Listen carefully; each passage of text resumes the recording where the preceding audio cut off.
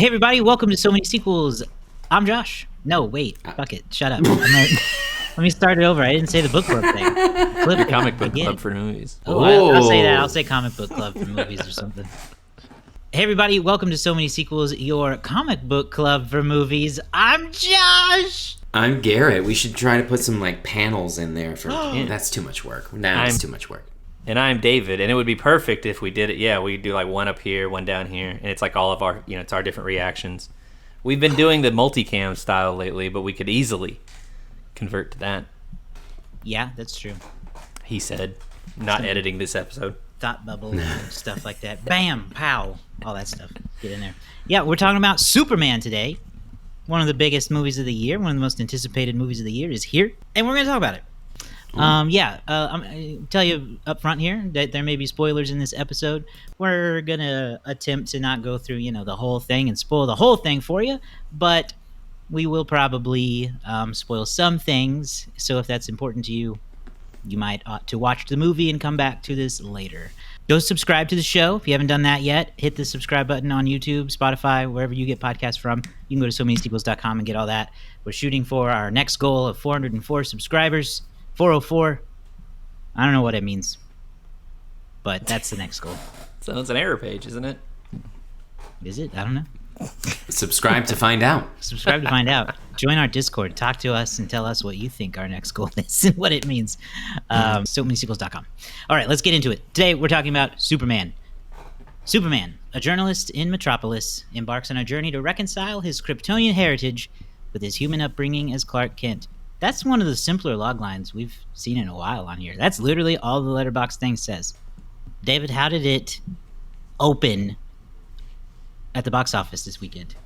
Yeah, because that's really all we have right now. The opening weekend numbers. And here in the U.S., opened to $122 million. That's going to be the third best open of the year. Opening night previews, which I don't really cite all that often, but was actually, I think, 21 million. That's the highest opening night previews that we've had so far. So that's your Thursday night showings for the year. Overseas opens to 95 million for a worldwide total of 217 million. Again, we are still in the estimate phase, so that number could go up or down, just kind of depending on how Monday or the rest of Sunday shakes out. The budget for this movie is reported to be about 225 million. So in terms of worldwide gross, already getting close to that budget limit.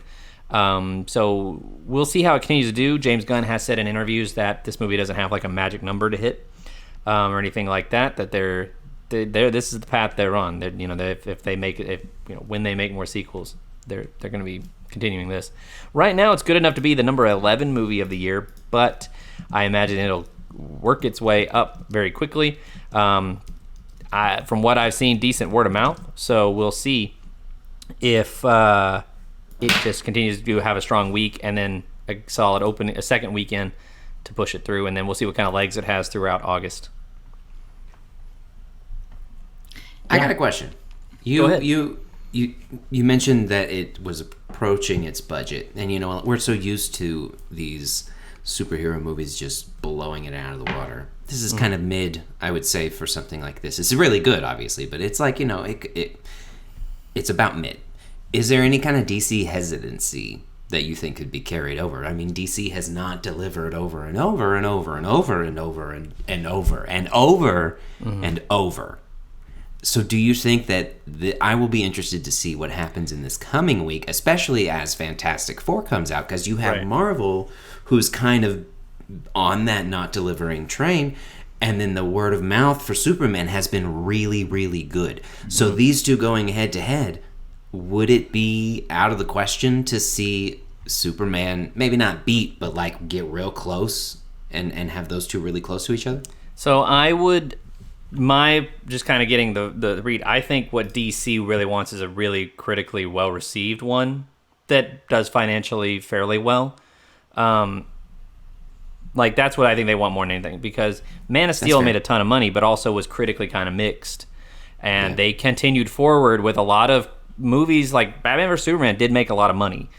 Justice League made a decent amount of money. Wonder Woman, all those things made a decent amount of money, but were critically always kind of back and forth, up and down. If they can come out the box with an 85% on Rotten Tomatoes, which I believe it has right now, and 91% from audiences, It opens, $200 million worldwide, third highest open of the year. If it can, if it can work its way to a pretty decent run, I think they're going to be fine. And I think that they seem really high on James Gunn right now. They seem high on James Gunn. They seem willing to let his creative vision or his organization, this whole thing, see how it plays out. I don't know how long they'll give that, but I would say that they're not. I don't think they're jumpy yet. Now, things can always change. The Warner Brothers could get bought again, or sold again, or split off again, or any kind of. Warner Brothers has been a sort of turbulent position lately. So someone else could come in and decide they don't like James Gunn's version of things, and they want to switch it up and do something different. But I would say that this is a really solid first start for them. Fair enough. Garrett, what were your expectations for this Superman movie? People who listen to this show, we have had contentious conversations as a group throughout many years of Supermandom. Mm-hmm. We have. I would argue that if you're looking at it from a comic book perspective, I would be considered the Lex Luthor of our podcast because I am the villain of Superman. I have hated him in every aspect of movie ever.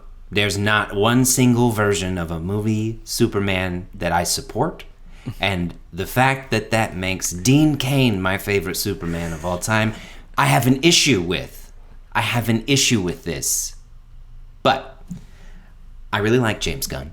Mm-hmm. I have always liked James Gunn. Before he became a superhero genius, I have loved James Gunn. He doesn't miss. It's shined. And so when they hired him, I was like, oh, okay, this is interesting. Marvel done messed up. And so, but I was still skeptical, right? And DC sucks. They've always sucked when it comes to movies for the most part. And so I was skeptical of that. But then that first trailer hit, and I went, ooh, this is different. This is interesting. All right, I'll give it. And then it just almost immediately, I felt like this was going to be something different. And so I went into it, despite all my criticisms and skepticisms, I went in pretty hopeful. What about you, Josh? That's sort of the middleman here. I had high expectations for this, and I allowed myself to have high expectations for this because I thought the teaser trailer was very fun. I remember seeing it and having the same thought you did, Garrett. Ooh, this is different. So I wanted to be as radically optimistic about it as I could be because I also love James Gunn. And if James Gunn can't make a good Superman movie, then who can? Is to me the question. When we saw the movie as a group, David, I was talking to Nikki a little bit in the lobby, and she said the same thing. She said, "I thought if James Gunn can't make a good Superman movie, then I don't know that I'll ever like one." And so that's basically been my thought process this whole time too. So I was optimistic, and I was excited to be. Well, and you seem to get. Oh yes, question. I was gonna say you seem to get really excited with a lot of the promotion that they were doing. Some of the press junkets and different interviews, David Cornsweet interviews, things like that. You had messaged me a few times saying like, "Hey, I'm getting kind of excited about this." I did. I paid attention to the marketing. I got hit with it on my feeds. I was getting served the crap.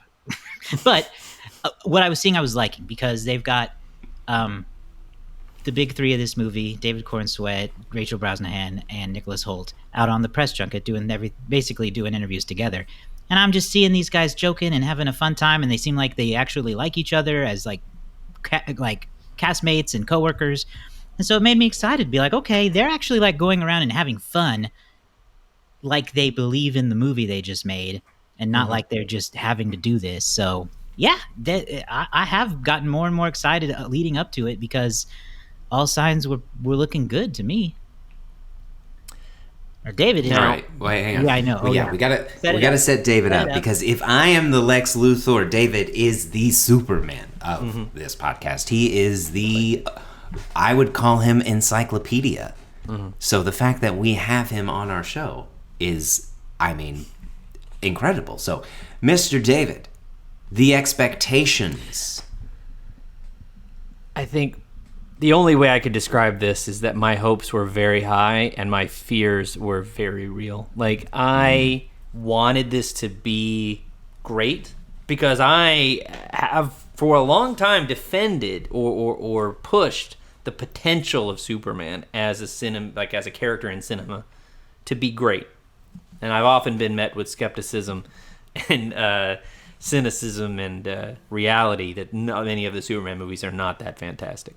Right, I'm willing to admit that Superman Returns I find to be kind of boring at times, despite there being aspects I like. Man of Steel, boring at times. There are aspects I do like in that movie as well. And even the classic Supermans, they're old, they feel dated, but but there's an aspect there that does, I still do enjoy. So I was very hopeful that the Superman that I know, the Superman I love, the Superman from the books I've read, I've only got 2 here. I tried to find as many as I could, but I have some in the garage somewhere. The books I've read, that could come to the screen, but my fears were very real because if this movie was mid, if it was bad, if it was, boring, I'd never live it down. Like you said, who can make a good Superman movie if it's not going to be James Gunn at this point? And like if this came out with all this hype and all this energy, and it was just kind of like, it was okay. Like, okay. What do I have to stand on? I might give up on Superman movies at that point. I'd be like, I don't know. Maybe it just doesn't work. But there was a part of me that I believed it would be great, and then the fear started to set in because even amongst my, like you said, even my wife, not a big Superman fan in terms of the films. So I was getting it from all sides. So thankfully, I don't think that was the takeaway. I think we all walked away feeling pretty good. This is the point where we might potentially get into spoilers talking about the movie itself. So your final warning that anything from here on out, I'm not responsible for. I can't help it. Let's start. I feel like we should start with, let's talk about these big 3 because casting makes a huge difference. It makes almost all the difference with any superhero character because ideally, you're hoping to start a franchise with this. You need people who are going to hit right off the bat. Let's start with the man himself. Garrett, what do you think about David Corenswet in this role? Do you have any did you have any thoughts of him before this came out? Like, he's done some stuff, but not a ton.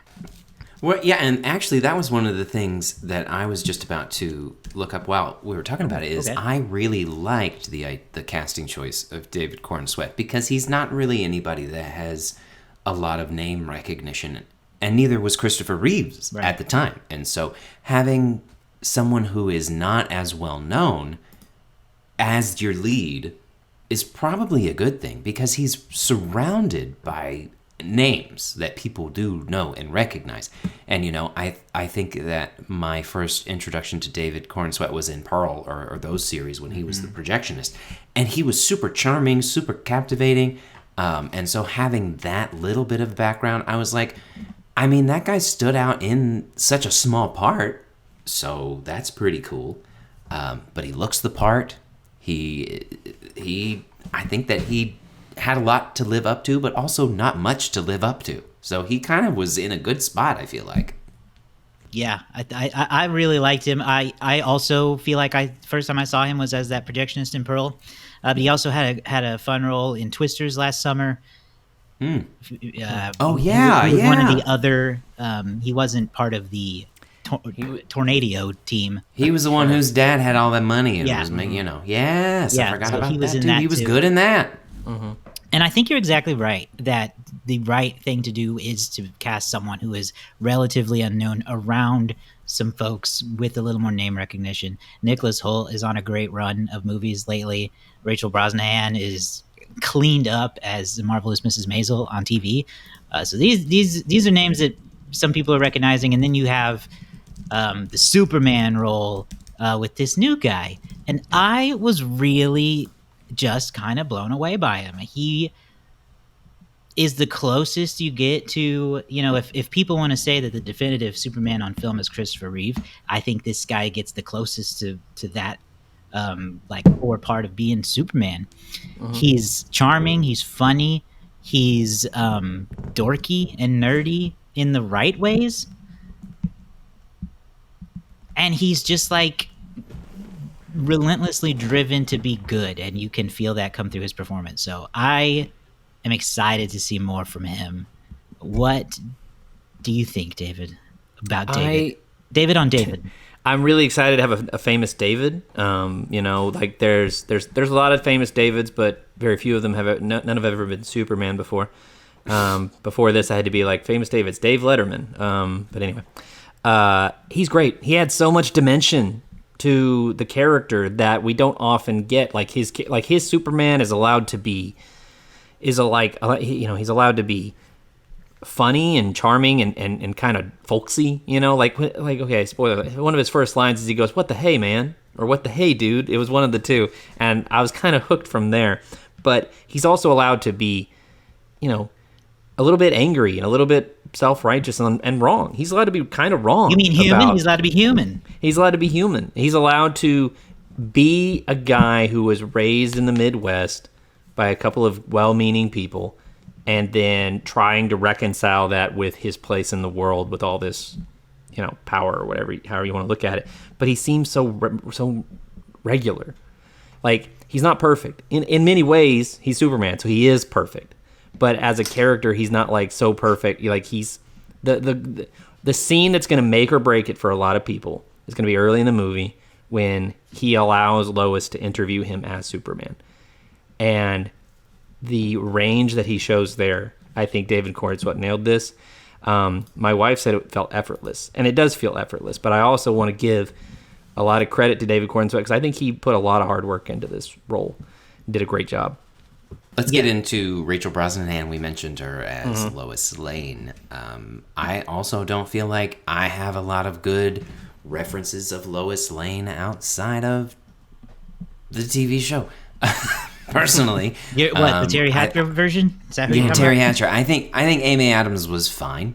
I didn't necessarily have a problem with her. I think that she was my favorite part of any of those movies from those for some reason. But I thought that there was a confidence there that really stood out for me in the way that she was portrayed in like her hard journalism. And yeah, that scene that you mentioned, David, with that interview, I mean, that shows that she is a tough one, She is out for, she already knows, and she's grilling him like Superman, right? Not like Clark Kent. And so I really liked her strength and what she brought to this Lois Lane.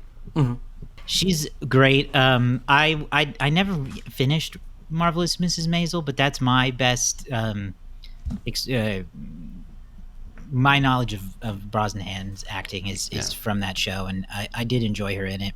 But I don't even think I have a favorite Lois Lane, because I didn't watch Lois and Clark. I don't have any attachment to Dean Cain and Terry Hatcher from that. And Amy Adams is fine. It's all fine. It's all fine. It's fine. It's fine. But what is nice about this is, and this is more about how the character was written than her performance, but she's able to bring it and make it believable, is that Lois Lane serves a real purpose in the movie, like an action purpose. Like, she's not just investigating in the background and doing her reporter duties. She's doing that while actively trying to save Superman at times and fighting back and on her own adventures, which is, I don't think, is a way we've seen Lois before on film. So she delivered that in a way that I thought was super believable. No, she's not like a damsel. Right. She is, and that's not.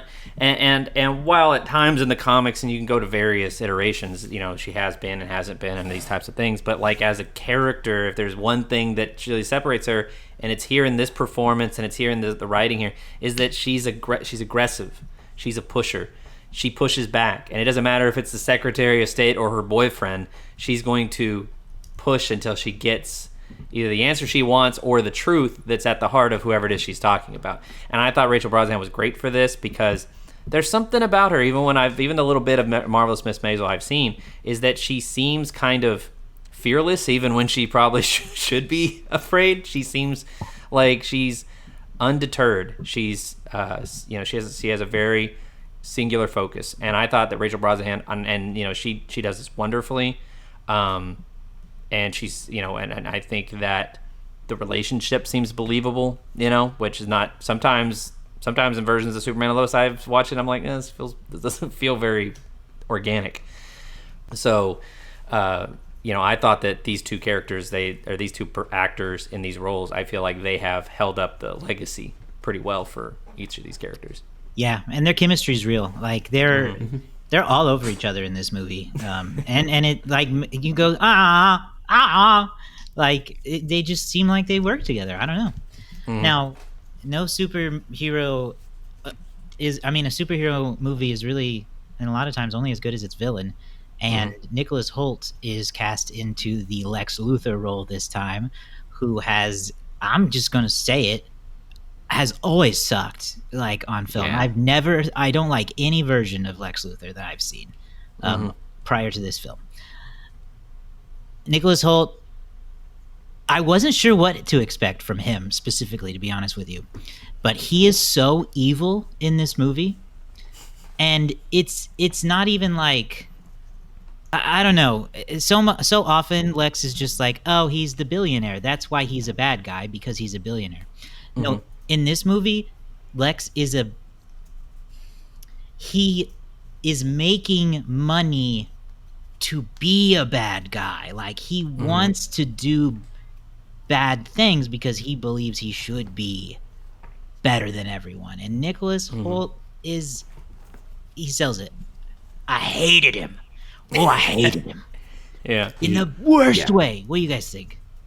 Yeah, he also made me hate him, but he also, there's a moment where I can't remember exactly, but David, I think you probably will. But Nick, as Lex, gives this speech where you can tell that there's a twinge of just, these people should not like Superman.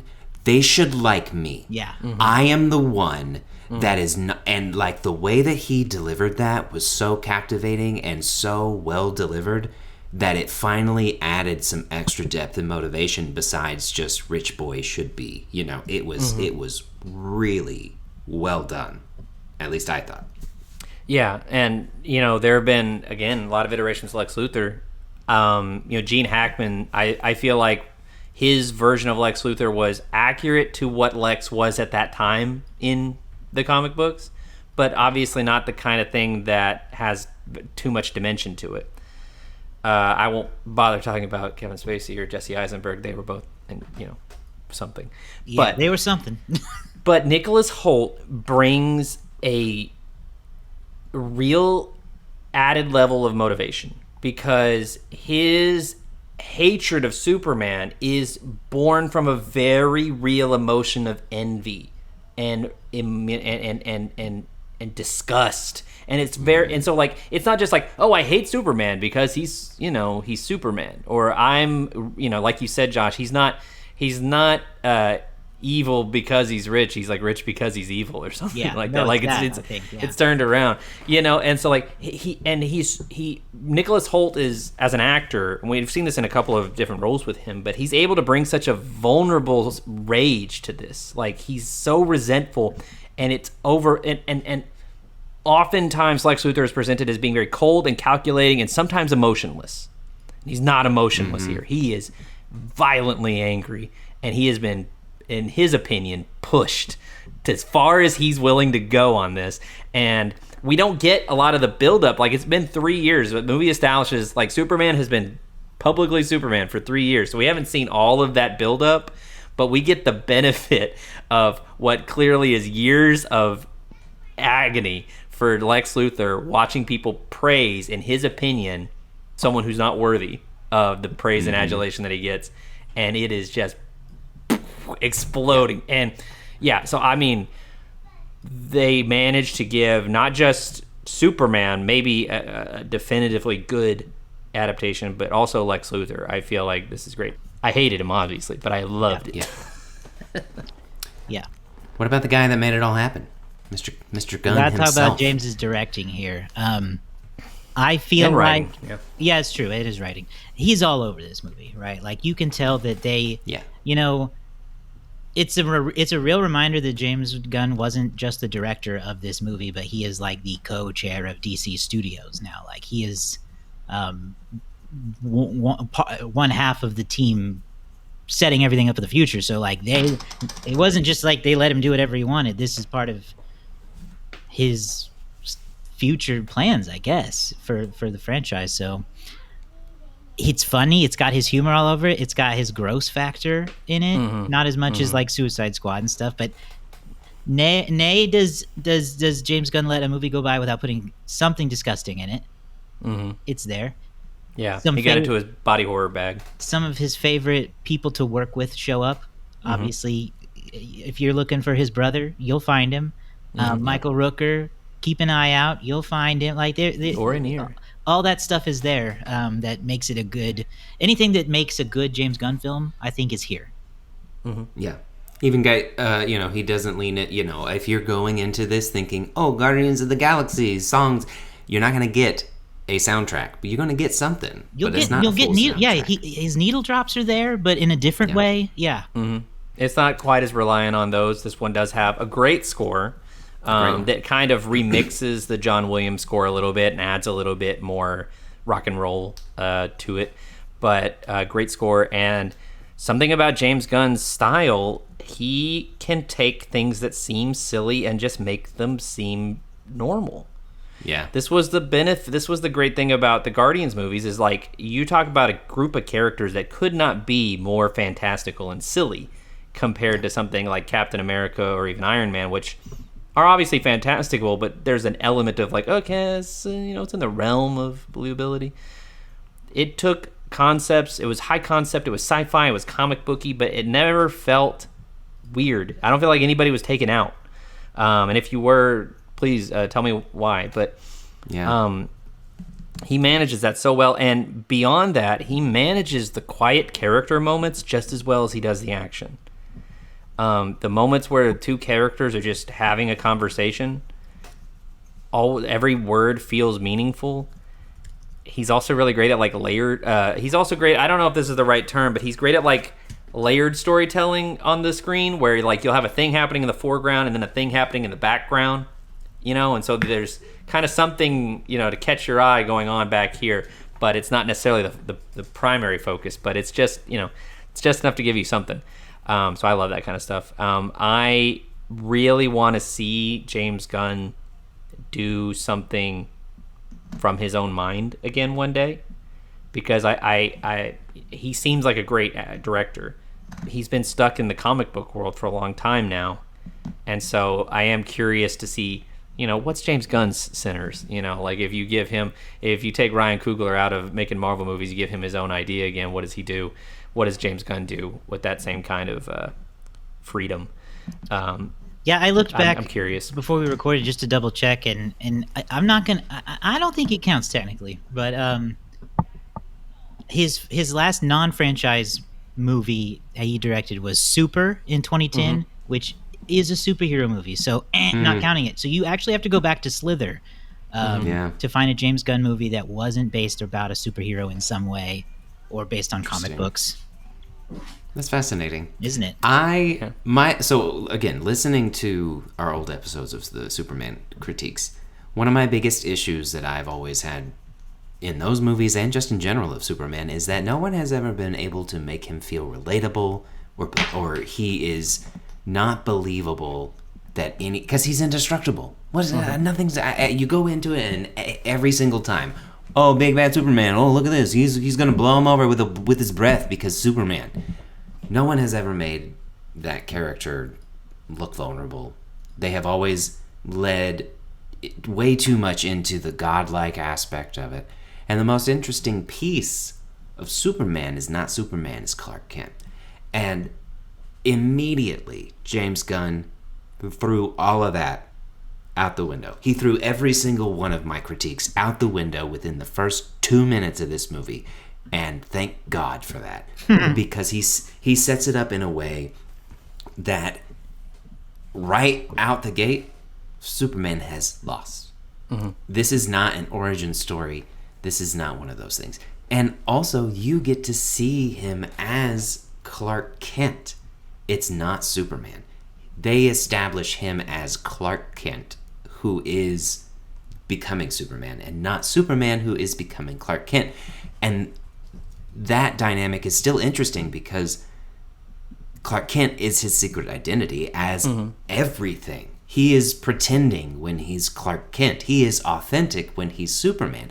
And so the way that James Gunn and David Corenswet put their full essence into Clark Kent makes Superman that much better because he's not being godlike. You see him as a human, and you see that human element instead of just a god who's saving and doing all of this stuff. He's a human first, and that was a very good way to set this up because for me, it's what's been missing this whole time is the connectability. So for him to have done that for me within the first 5 minutes of the movie is, that is a wonderful directing and something. Again, I'm a James Gunn fan, so not surprised, but that was impressive.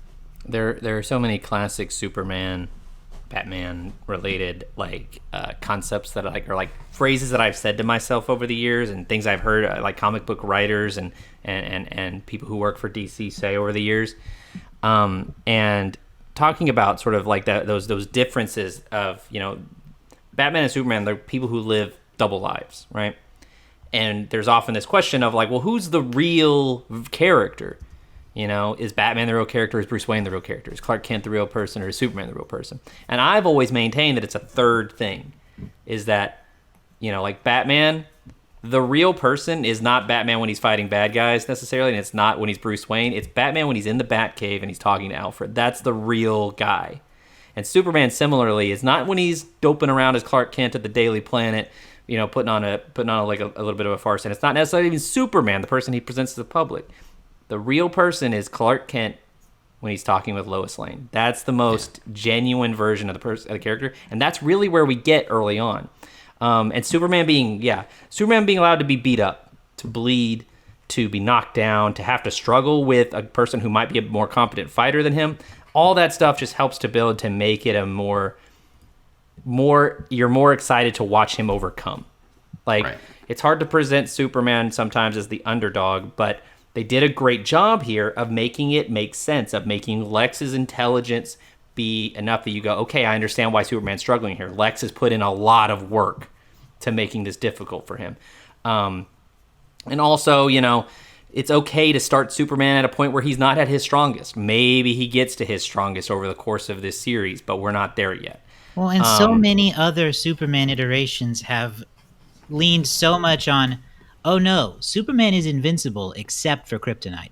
But that's not, they never suggest he's invincible in this movie. That is part of the history. He can take all the hits and keep coming. He's just got but he has to recover and heal just like anybody else. And he can take a punch that hurts him, and he has to and he's maybe his jaw's not totally broken, but he bounces back and he's like, okay, blah, blah, blah. And I really I loved all the stuff with the fortress. They really brought in James. He brought in all the aspects that make a great comic book movie, where all the stuff that seems kind of silly, but like it's that silliness that I feel like endears it to a lot of people, like Krypto. Yeah, I wanted to talk about Krypto as our landing the conversation plane here. Krypto. So I'm immediately thinking of when they did that DC Pets movie where The Rock was Krypto. I never watched it, but I was like, yeah, I think Kevin Hart's Bat Dog. That was that was what I thought of, and I thought, okay, Krypto is my question then of how will they make that work and not be almost too childish, because the Krypto, if you want to be the cynical take is that Krypto is there to sell crypto toys. But he also is a really good addition to the movie. Genuinely, I felt like. No, you guys think, he manages to be a fun, silly dog, but he adds something to every scene he's in. I think he gives Superman a thing to take that's not Lois. right? There's something. Sometimes a hero needs a personal attachment that you can take away. And more often than not, that's their love interest, right? That's their girlfriend, their whoever, right? And so it gave Lex Luthor somebody to kidnap. He kidnaps Krypto. And nobody likes when people do anything to animals. You I can know. argue that people really like when people do things to people, but Yeah. when anybody does anything to animals, nobody likes that. I love when Superman goes full John Wick. Where's the dog? Like, he went full John Wick, and I was ready for it. And Yeah. how people treat animals says a lot about who they are as a person. Agreed. And the way that Clark treats Krypto versus the way Lex treats Krypto says a lot about them, more and on a subconscious level, more than, like, we know Lex is the bad guy, we know Superman's the good guy, but it really shows that, like, Clark, he likes Krypto, but he's also a little irritated by Krypto, What? and that Clark- says so much. That's such dog owner behavior. I Yes, don't it know. is. Clark makes it pretty clear he does not really like Krypto. I know. He does, but it is one of those things where if you do own a dog, you're always like, man, my dog is so dumb. And so he does that, and it's just, again, another way to be relatable. Yeah, one of my favorite lines of the movie is when she goes, I don't understand, he's a dog, and Superman goes, and he goes, yeah, and he's not really a very good one. Yeah. It's a good line. Yeah. We love Krypto. I want to quickly just comment on some of the other people that pop up in this Yes. movie. We don't have to go deep into it because there are so many fun little things, and I don't want to necessarily name everybody. But for me, Eddie Gathegi was so Gathegi, freaking actually. good as what? Eddie Gathegi, actually. I just Oh, well, saw thank you watched very an much. interview with him this morning. Thank you very much. Appreciate that. He was so good as Mr. Terrific. I mean, listen, you put Nathan Fillion in a cameo role and he's not the standout, that is impressive. That is mightily impressive. And I thought that Mr. Terrific was absolutely terrific. What about you guys? Did you guys have any standouts? I did. I loved Mr. Terrific. I want him to get a show. I want to watch more of him. Yeah. The Justice Gang was a delightful addition. You can run into problems with, God, are there too many heroes in this movie? I don't think that happened with them. Yeah. Each one of them brought something fun. Nathan Fillion does not steal the show, but that's a good thing. Like, he shouldn't. But he's perfect as this just like smarmy version of Green Lantern, who's just like way too into himself. Which is, of course, he is. Of course, that's who Nathan's playing. Yeah. Yeah. No, I love him. Eddie is great as Mr. Terrific, and Mr. Terrific is a really interesting character that has, a decent history in the comics, and there's a lot of people who are big Mr. Terrific fans, even though he's not necessarily a super high-profile character. James has to be careful because he writes his secondary characters so well that everybody's going to want spin-offs of different characters. And I was like, this has been the issue for some people with superhero fatigue, is like every character gets their own thing these days. Less is more sometimes. And yet James Gunn's he's so good at writing these characters. You're like, I want to see more Mr. Terrific. I want to see more Guy Gardner. And we're going to get more Guy Gardner apparently in that Lanterns show that they're doing for HBO Max. But they're both great. Nathan Fillion, honestly, I've never seen Nathan Fillion miss. Like, Nathan Fillion could have played Krypto, and you'd be like, it was kind of weird that Nathan Fillion was Krypto, but it worked for some reason. Like, he's always great. Even Hawk Girl was, she kind of had a very kind of understated role in this, but also very, very solid for her part. So, some of your Jimmy Olsen's great in this.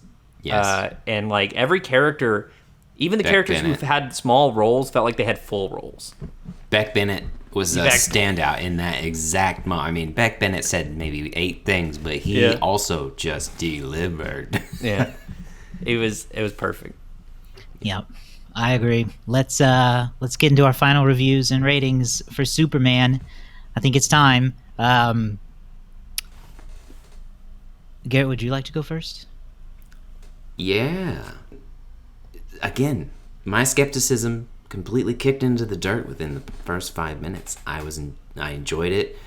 David and the guy next to me sat on the edge of their seat the whole time, so I know that everyone was Yes, exactly. That's what I would like. And I wasn't too far away from it. I think this is a great refresh, and I think that this is going to start some panic buttons at the other place. So I'm here for competition, and I'm going to give this one. Ready for this, David? 4 stars. That's the highest you've given anything. Was wildly pleased with the movie. I found it funny and fun and inspirational at times. It squeezed tears out of me 3 times, I have to say. Ooh. Ma and Pa Kent Once. are again, you want to talk about people who have a small role but deliver a lot. That's all you need to say. Just watch their scenes. Superman's struggles with being human and making mistakes, but also trying to continue to be the good man that he knows he is, despite finding out that maybe that wasn't what was intended for him. All of that moved me way more than I would have expected it to. And I'm going to give Superman 4.5 stars. Nice. Wow. I am extremely happy with Superman. Every aspect of this film feels like it just drew from all of Superman's mythos, or whatever you want to call that, all of his history, and James Gunn distilled it and weaved it together in a way that, to me, made for an awesome adaptation. He adds a lot of warmth and a lot of humor and a lot of spirit to it. David Corenswet is great. Nicholas Hoult is great. Rachel Brosnahan is great. There's not a character in this movie that felt like they didn't need to be there. The world feels expansive and full and lived in. The action is also great, which we didn't really go into a lot, but this is probably the best Superman's powers have looked on screen, I think, ever. And before that, I would have probably said Man of Steel, but I felt like every aspect of his powers looked great. It was high concept, but it doesn't take you out. This is the Superman I have been waiting for and telling people about as long as I can remember talking to people about movies. So for me, I give it 5 stars. 5-star Superman movie. And you know what? From the 4 to 5 range that we just hit here, Makes perfect sense. makes perfect sense. All right, let's look at some of the most popular reviews right now on Letterboxd as we think about what that group might think of it. 4 stars. All the money and science in the world, and my guy still bald. I'd be upset too. 4.5 stars. Snyderverse fans review bombing this are actually Lex Luthor's monkey bots for real. Yeah. Oh, for sure. Yeah, we didn't talk about the monkey bots, but that's a We big love the meme monkey coming out of bots. this. 5 stars. Hashtag unload the gun. Gun with 2 N's.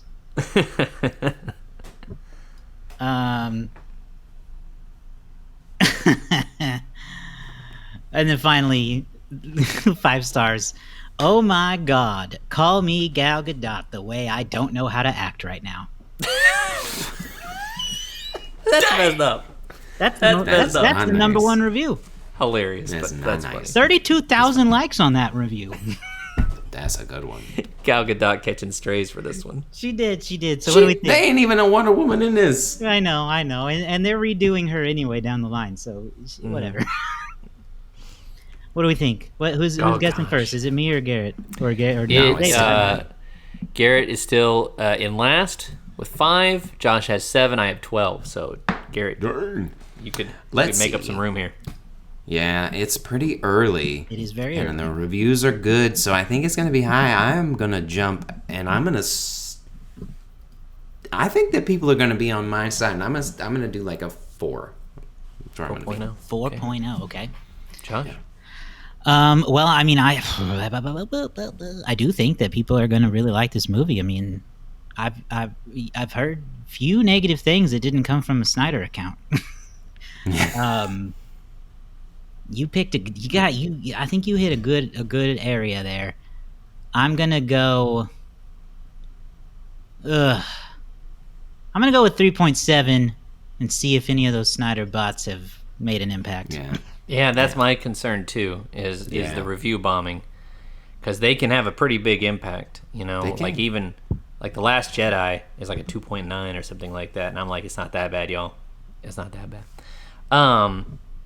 Dang, man. So I'm gonna stay in that same range. I mean, we're gonna be right between you guys. So I'm gonna split this point with one of you. I think I'm gonna be 3.9. I'm gonna say that's just enough to drag it out of 4, but I think overwhelmingly positive. All right. We got a 4, a 3.9, and a 3.7 from me. And this week we have a direct hit. Oh man, Ooh, it's David. It's Garrett. This movie is sitting at a 4.0. What's up? I did not expect that. Hey, that's huge. It is a 4.01 based on almost 500,000 ratings already. Dang. 482,000. Wow. That's awesome. That's dope. Anybody put it in their any top fans? Anybody put it in their top 4 so far? 6.2 thousand people have named it one of their top 4. There you go. Gotta love it. All right, well that puts Garrett and Josh tied at 7. I'm 5 points ahead with 12. I had a great run during the summer, so I mean it's anybody's game still. Anybody's game. Yeah. Like this could go a lot of different ways. So, and I'm not going to be here next week, so it's an opportunity for you guys to get one up on me. Somebody's going to get one for sure. Yeah, someone. So that's fantastic. A 4.0. Yeah, 4.0 from Letterboxd. Go follow all of us on Letterboxd. We're on there posting reviews as we watch movies. Join our Discord. Go to somanysequels.com. You can find links to our YouTube channel and everywhere else that you can find the show, which is anywhere you get podcasts. Whatever your favorite podcast app is, we're there. Videos are on YouTube and Spotify. Go check it out. Go see Superman. If you listened to the whole thing and you hadn't seen it yet, I hope we convinced you to. You should watch it. It's fun. I think you'll have a good time. We will be back next week with another movie to talk about and more movie news, so stay tuned for that. We will see you guys very soon. Bye.